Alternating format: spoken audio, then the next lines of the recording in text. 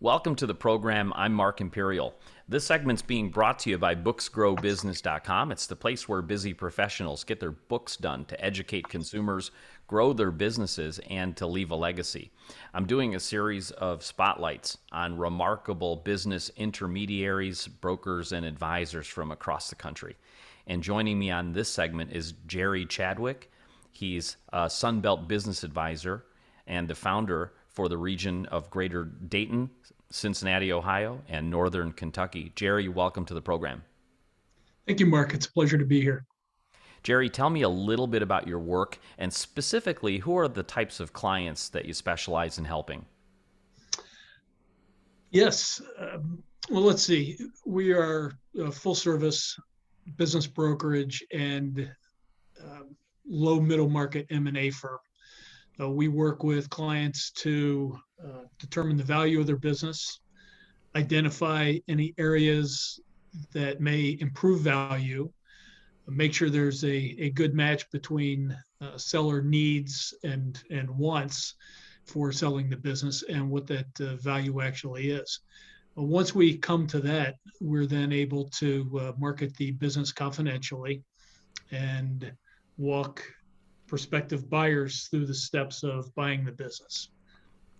What inspired this series of spotlights was the Great Resignation that we've been hearing in the news.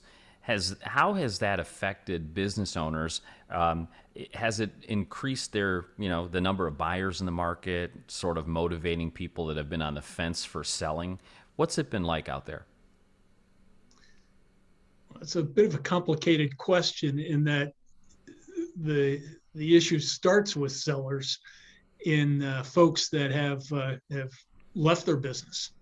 So there's a great challenge with business owners right now on being properly staffed up, and that has a dramatic impact on their revenues and their profits, their value to the market, and then how the market looks at that business.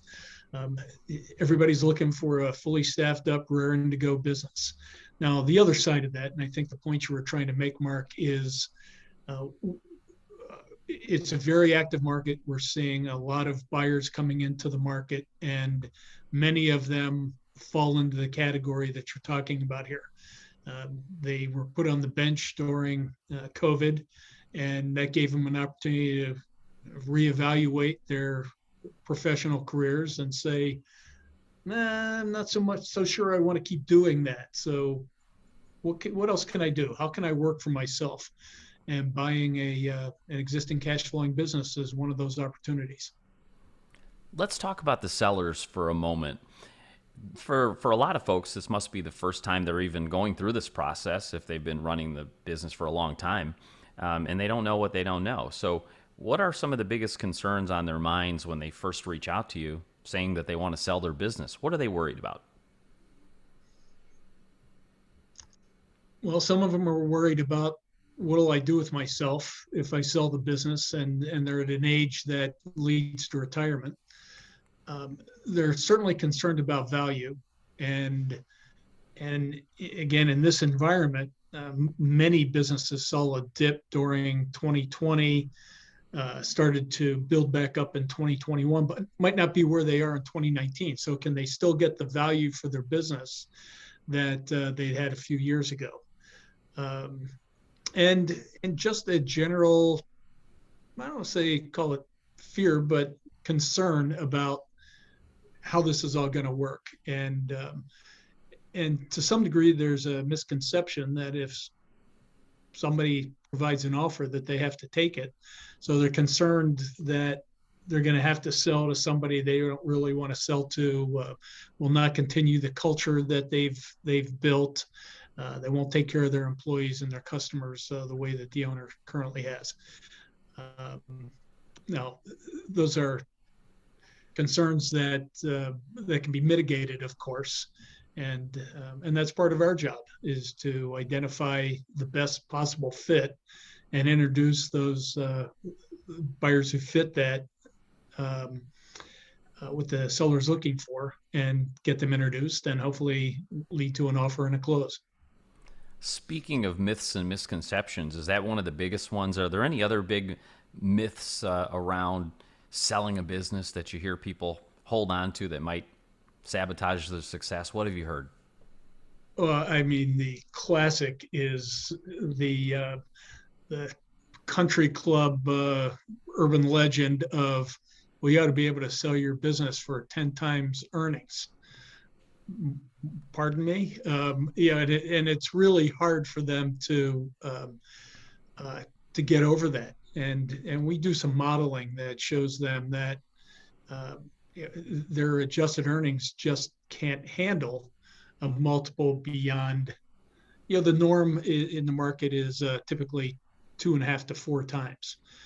So they've already projected something, uh, how they're going to retire based on what Joe said down at the club, and we've got to adjust their mindset for reality. That's probably the biggest thing, Mark, is an outsized view of the value of the business. How about as you start to work with these business owners, these sellers? Have you seen any big common mistakes that people make that they, not properly preparing or anything you see them do that causes pitfalls that they fall into you could warn people about?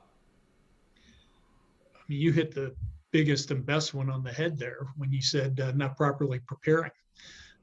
We do a series of webinars, seminars. We're sending out stuff via email and newsletters, encouraging business owners to start the process now. It doesn't matter if you're 1, 3, 5 years away.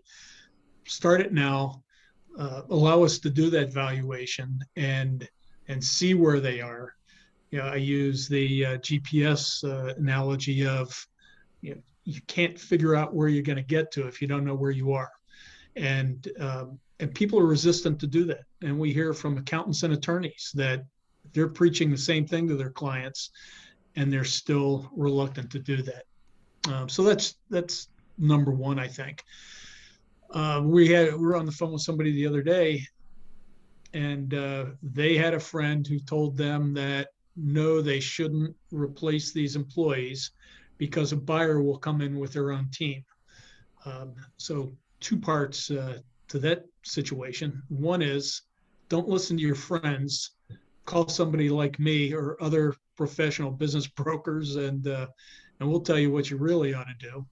And then of course that was terrible information to get, because as hard as it is to find employees right now, you need a fully staffed up business, or as close to fully staffed up as you can get. And most business owners are saying, we're turning away work. So if a buyer comes in and they've got some additional team members, all the better. Adding on to that staff is better than having a business owner being understaffed. Great insight. Gerry, what inspired you to get into this field and help sellers with their businesses? How did you get started? It's almost embarrassing, Mark. I was VP of sales for a small company that was headquartered here in Dayton, and um, wasn't always in agreement with the direction the company was going, and that went on for a while. So I started to look around for what could I do outside of being in this company. It was also 2005, so in Dayton, there weren't too many opportunities for me to get the same type of compensation and responsibilities.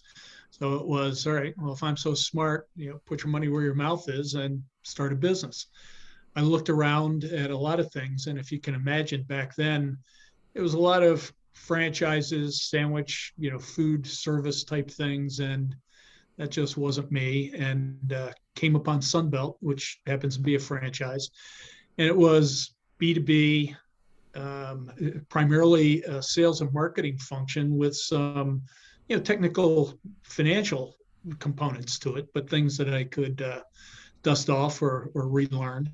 And I was comfortable with working in the category. I'd been in a situation where asking people to work with us on, multi-million-dollar projects. So it was a sweet spot for me, and that's turned out to be pretty much what I hoped it would be. Fascinating. So you resigned before resigning is cool. It was like Yeah, the exactly. pre, Great Resignation. It sounds like. There we go. Yeah, well, it Before was a good resignation for me. Excellent. Gerry, before I ask you my last question, for business owners that are considering selling now, especially while the market's hot and there's lots of buyers in the field, but they don't know where to start, what is the most important thing they should consider when choosing an intermediary to work with like yourself? What should they consider? Well, make sure you establish a dialogue and generate a sense of trust. I mean, this is your baby. This is your life's work. So make sure that the person that you're dealing with is somebody that you feel is going to be honest and be able to provide you the consultative value that is part and parcel of what our responsibilities are. And certainly be asking for references with businesses that the intermediary has sold. Those are the two things I think. And again, during the conversations, people will pick up on, does it sound like this guy's done it before? Does he really know what he's talking about?